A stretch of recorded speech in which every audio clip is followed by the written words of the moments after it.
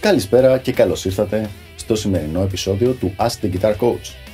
Σήμερα έχουμε μια πολύ ωραία ερώτηση από το φίλο μας τον Δημήτρη, ο οποίος με ρωτάει: Γιάννη, θέλω να πάω να σπουδάσω στο Musicians Institute, στο GIT, όπου ήσουν και εσύ στο Hollywood. Πώς θα με συμβούλευες να προετοιμαστώ? Δημήτρη, πολύ καλή ερώτησή σου και συγχαρητήρια, πραγματικά πολύ σωστή κίνηση να το ρωτήσεις αυτό το πράγμα, γιατί με ρωτάνε πολλά παιδιά και συνήθως αυτό που νομίζουν είναι τελείως διαφορετικό από αυτό που ισχύει. Πριν πας σε κάποιο πανεπιστήμιο, πριν πας για την ακρίβεια να δώσεις εξετάσεις για να σε δεχτούν σε κάποιο πανεπιστήμιο, καλό είναι να έχεις κάνει μια αρκετά αναλυτική προετοιμασία, η οποία θα σου πάρει καιρό. Το πρόβλημα είναι ότι οι περισσότεροι από εμάς, ξεκινώντας ως αυτοδίδακτοι, παίζουμε ό,τι έχουμε όρεξη να παίξουμε και ό,τι μας τραβάει την προσοχή. Όταν όμως πας να δώσεις εξετάσεις σε ένα πανεπιστήμιο για να δεις αν θα σε δεχτούν ή όχι, εκεί δεν σου λένε έλα παίξε ό,τι γουστάρεις, ό,τι θες, για να δούμε αν είσαι αρκετά καλός για να σε πάρουμε. Δεν είναι καθόλου έτσι. Αυτό που συμβαίνει είναι σου κάνουν συγκεκριμένες ερωτήσεις. Δηλαδή σε βάζουν να παίξεις συγκεκριμένα πράγματα και θέλουν να σιγουρευτούν ότι ξέρεις, ότι έχεις ένα επίπεδο στη μουσική σου γνώση πέρα από το παίξιμό σου.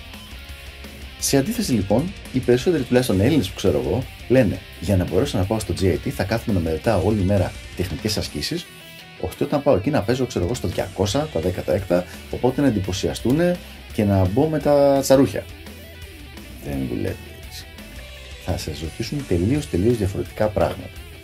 Και για να μην το λέω γενικά το θέμα, ας το συγκεκριμενοποιήσουμε. Θα σε ρωτήσουν κλίμακες, συγχορδίες, αρπέτζιος. Θα σε βάλουν μετά να παίξεις ρυθμική κιθάρα. Θα σου δώσουν δηλαδή κάποιο chart και θα σου δώσουν 3-4 λεπτά να το προετοιμάσεις και να παίξεις. Στις συγχορδίες που θα σε ρωτάνε για αναστροφές ή άλλες θέσεις.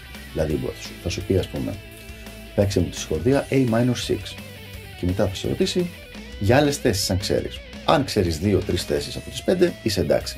Αν όμως ξέρεις μία ή καμία δεν είσαι εντάξει. Θα εξηγήσω σε λίγο τι σημαίνει το δεν είσαι εντάξει, γιατί είναι πολύ σημαντικό. Για την ακρίβεια είναι το μεγάλο μυστικό εδώ πέρα. Πέρα λοιπόν από τη ρυθμική κιθάρα, θα σε βάλει να παίξεις και ένα solo. Θα σου παίξει ακόρντα ο εξεταστής ή θα υπάρχει ένα backing track για να παίξεις από πάνω εσύ.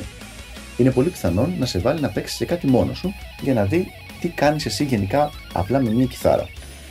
Από εκεί και πέρα θα υπάρξει ερωτήσεις για διάβασμα παρτιτούρας.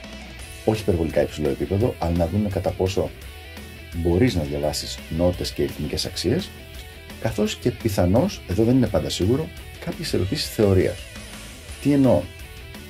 Για παράδειγμα, μπορεί να σε ρωτήσουν ποιες είναι οι νότες της Do Diesis Minor 7 συγχορδίας και να μπορείς να πεις εσύ Do Diesis Mi Sol Diesis Si. Όχι με αυτή την ταχύτητα, αλλά να μπορείς να τη βρεις σε ένα λογικό χρόνο την απάντηση τη σωστή. Και συνήθως στο τέλος υπάρχουν και κάποιες απλές ερωτήσεις, ασκήσεις ear training. Αυτό είναι λοιπόν το πρόγραμμα των εξετάσεων, των εισαγωγικών εξετάσεων για κάποιο πανεπιστήμιο, κολέγιο, μουσικό πανεπιστήμιο, κολέγιο του εξωτερικού. Όπως καταλαβαίνεις λοιπόν, αυτό είναι πολύ διαφορετικό από το πρόγραμμα που είμαι σίγουρος ότι μελετούσες εσύ και που σίγουρα μελετάνε όλα τα παιδιά σχεδόν που ξέρω, οι οποίοι λένε θα πάω στο εξωτερικό να σπουδάσω και οι οποίοι κάνουν την προετοιμασία τους μόνοι τους ή με κάποιον καθηγητή ο οποίος δεν έχει σπουδάσει σε τέτοιο πανεπιστήμιο. Γιατί είπα λοιπόν πριν ότι είναι αυτό το μεγάλο μυστικό, το να φανεί ότι ξέρεις κάποια πράγματα?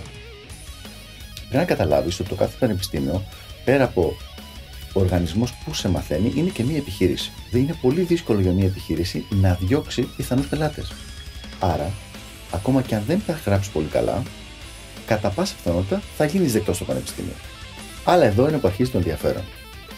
Μέσα στο πανεπιστήμιο υπάρχουν διαφορετικά επίπεδα. Αν εσύ περάσεις, ας πούμε ότι υπάρχουν 4 επίπεδα. Οι σχετικά αρχάριοι, lower intermediate και advanced. Αν εσύ είσαι στους αρχάριους ή στους lower intermediate, δεν θα έχεις πρόσβαση ούτε στα καλά μαθήματα, ούτε στους γνωστούς καθηγητές, ούτε στα open counseling, ούτε σε όλα αυτά τα πράγματα.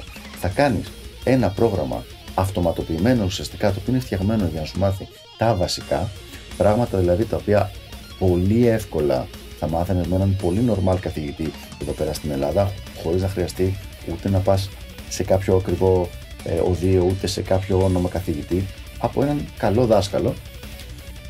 Αυτά τα πράγματα θα πρέπει να τα ξέρεις πριν πας στην Αμερική, γιατί αλλιώς, όπως είπαμε, θα μπεις στα beginner levels και θα πληρώνεις ουσιαστικά ένα κάρο λεφτά για να είσαι στην Αμερική, αλλά αυτά που θα μαθαίνεις θα είναι πράγματα που θα μπορούσες πολύ εύκολα να μάθεις στην Ελλάδα. Τι προτείνω εγώ? Προτείνω πιθανώς να καθυστερήσεις και 6 μήνες με ένα χρόνο το να πας στο GIT και να κάνεις μια πραγματικά φοβερή προετοιμασία με κάποιον εκπαιδευμένο καθηγητή, ο οποίος κατά προτίμηση να έχει πάει και εκεί. Βέβαια, δεν είναι απαραίτητο να έχει πάει στο ίδιο πανεπιστήμιο. Γενικά, είτε στο London College of Music, είτε στο Musician Institute, στο GIT, είτε στο Berkeley, οι εισαγωγικές εξετάσεις είναι πάρα πολύ παρόμοιες. Δηλαδή, αν είσαι έτοιμος για το ένα, είσαι έτοιμος και για τα υπόλοιπα με πολύ μικρές διαφορές. Θα σου πρότεινα λοιπόν να βρεις ένα καθηγητή, να κάνεις μια πάρα πολύ καλή προετοιμασία, να πας να γραφτείς και να δώσεις εξετάσεις και να περάσεις με πάνω από 90%. Αν είσαι πιο χαμηλά, αν είσαι κάτω από 70%, σίγουρα δεν είσαι έτοιμος. Μην πέσεις στην παγίδα να νομίζεις ότι εντάξει, τώρα που είμαι στην Ελλάδα δεν μπορώ να μάθω τίποτα, όταν πάω εκεί θα τα μάθω. Όχι, εκεί πας για να τα γυαλίσεις, δεν πας για να τα μάθεις. Για να μάθεις από το επίπεδο που έχεις φτάσει μέχρι εδώ και παραπέρα. Γιατί αλλιώς, όπως είπα και πριν, θα μείνεις έξω από όλα τα ενδιαφέροντα πράγματα και από όλες τις φοβερές ευκαιρίες που έχει να σου προσφέρει ένα τέτοιο πανεπιστήμιο. Αυτά από μένα, ελπίζω να βοήθησα και τα λέμε την επόμενη φορά στο Ask the Guitar Coach. Γεια χαρά!